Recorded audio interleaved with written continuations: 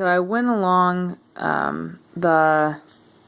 my line that I had made, and I made all of those important tick marks at the dark contour intervals that are the dark red, and the ones that seemed important at the light red. Now there are some things that you want to look for when you're doing this, just to watch out for. So keep in mind whatever your contour interval is. Here it's 20 feet, so that'll help you kind of count out what you're doing. But also look for things like this, where you wouldn't want to make this tick mark and say, oh, we're going down 20 feet, because it loops around as actually the same contour interval. So don't be surprised if when you're making this, you've got to be, like marking and pulling this up and looking underneath it and just double checking everything. Same thing happens down here at this contour. I had to keep in mind it's the same dark contour interval coming around, and it's actually the same one that hits down here again too, and you'd only know that by moving your paper to the side. So you should keep that in mind and mark all those tick marks. So after I did that, I thought, I've got all these tick marks laid out. I have my A to A prime. I know that my horizontal scale on my map, it says is 1 to 2400 or 24,000. That means that every inch is equal to 24,000 inches on the map. 24,000 inches divided by 12 is about 2,000 feet. So this is where you need to start thinking about your vertical exaggeration. If you unfold your piece of paper, you can draw these tall horizontal lines on the side, and you need to make sure that you're going to accommodate enough vertical distance to be able to plot your highest elevation. So I was like, okay, I got to go to 1,000, and I want it to be pretty even units. So I decided to make every inch 500 feet. Okay, so to get my vertical exaggeration then, I need to say my vertical exaggeration is 1 inch to every 500 feet. And so I'm going to take the formula for vertical exaggeration, horizontal scale divided by vertical scale. And I'm going to say an inch horizontally was 2,000 feet. An inch vertically was 5,000 feet, or 500 feet. And so that's 4. So it's 4 times exaggeration. You'd write it just like that, 4x. Alright, so now I'm ready to draw my actual elevations on my topographic profile. So I'm going to go right above 1,000, and I'm going to put my tick mark at 1,000. I'm going to do the same thing for 900, so I'm going to go right above where 900 was, marked horizontally, and put my 900. And these look like they're pretty steadily decreasing, so I'm going to, except for this one, looks like it goes back up. So it looks like it drops to about 850. So here's 800, here's 850. Looks like it drops to about 850, and then it reduces down to 825. Let's see, so that'd be in between. And it looks like it goes back up to 850 here, and then down to 800 right here. And this, I didn't mark anything in here because it really was very steadily decreasing. So I can draw that kind of like a straight line. I need to go up to 700, make a tick mark. And we stay at 700 for quite a while. So I'll come over here and just make a little note to myself that I'm still at 700. And then all of a sudden here I drop down to 600. And that's right here. And then it kind of tapers off gently over here. So now we'll connect these lines.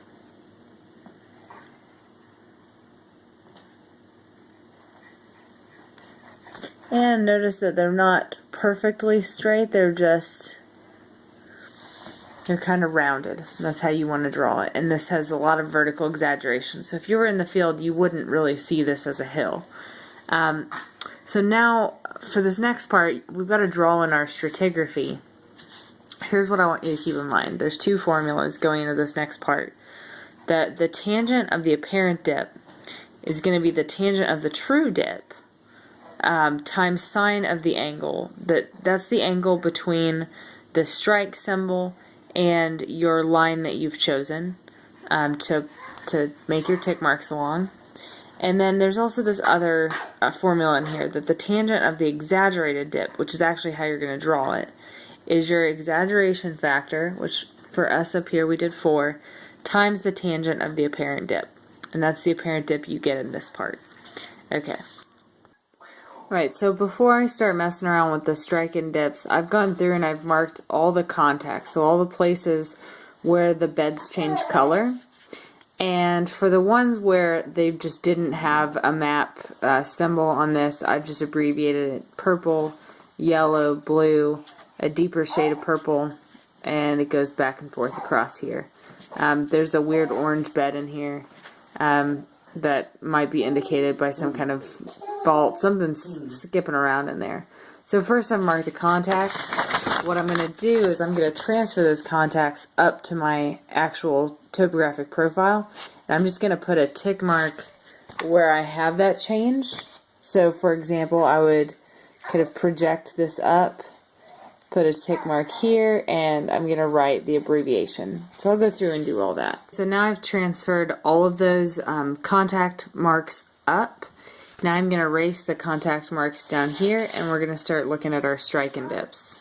Okay, so with your strike and dip symbols, you're going to find the ones closest to your line, and you're going to use a ruler to project the strike and dip symbol right down onto the line. And by doing this, you're recording the angle between the strike and dip symbol and the line you have.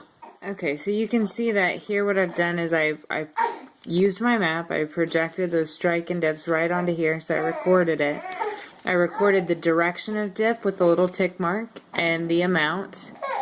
These are our true dips. And then I measured with a protractor, that thing, the angle between the strike of the true dip and the profile line that I'm working with. I got 83, 85, and 90 degrees. Now if you get 90, you don't have to do anything with that, but with these 83s and 85s, we've got to apply this dip formula down here. So I'm going to do tangent of the apparent dip is what I want, so I don't know what that is, but I'm looking for it, is the tangent of the true dip. And the true dip was, let's just do the one with 83 degrees, it's 25 degrees times sine of the angle that we had measured. So that was 83 degrees. Okay, so tangent, I'm just going to grab my calculator. Tangent of 25 times sine of 83 is 0.4628.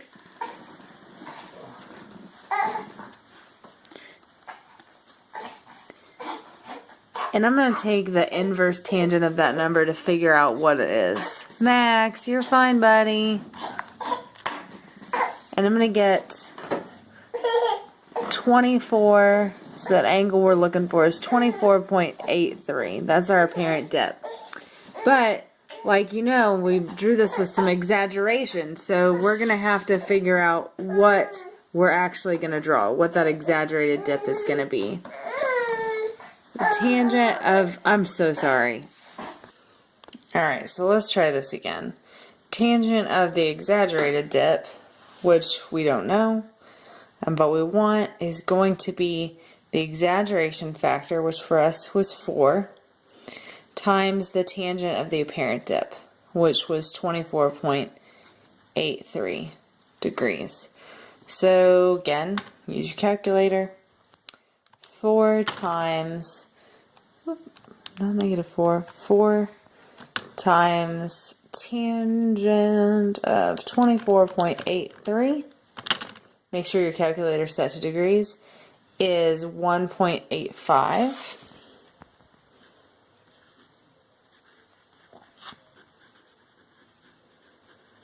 And again, we'll do inverse tangent, so tan -1 of 1.85 is going to give us the angle that we actually want to draw on our map, or on our topographic profile. So we'll do inverse tangent of 1.85 is 61.6. degrees, which is obviously really different than 25 degrees. So we're going to draw this as not as 65, but we'll figure out what we'll draw that as in a second. But we're going to draw this as about 62 degrees, 61.1 degrees. Now I'll figure out this one here in a minute, but let's just talk about this guy for a second. What are we going to draw a 65 degree dip as? Well, we use the same formula we did just a second ago. The tangent of some kind of exaggerated dip is the tangent of the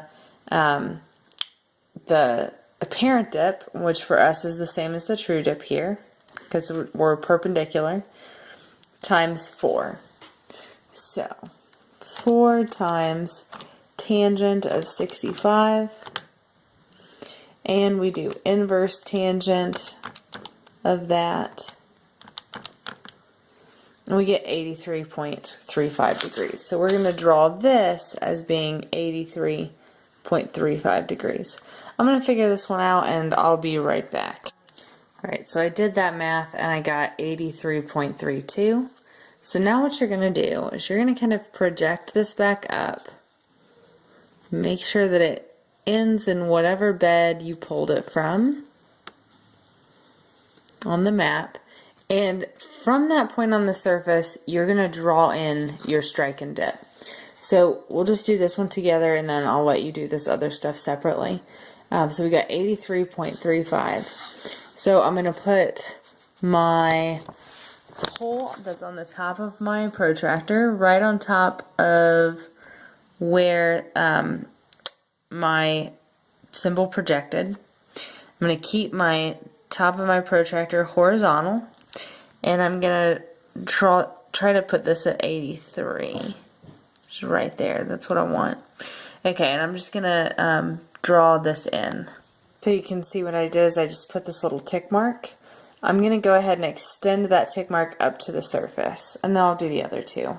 Okay, so I did that, and notice how I erased these lines and how, because this dip went back the other way, I went ahead and sketched that in the opposite direction. Okay, so now we're able to kind of figure out what's going on with these beds at depth. And there's some things you need to think about. One, that beds don't tend to change thickness. They don't tend to always pinch or swell. You want to try to maintain thickness. There's also no such thing as a gap between beds. So you can't draw one bed in like this and say, oh, nothing else happens until we get to here. You can't have a void going on in your stratigraphy. So just take a second to think about this, and I'm going to start sketching mine in.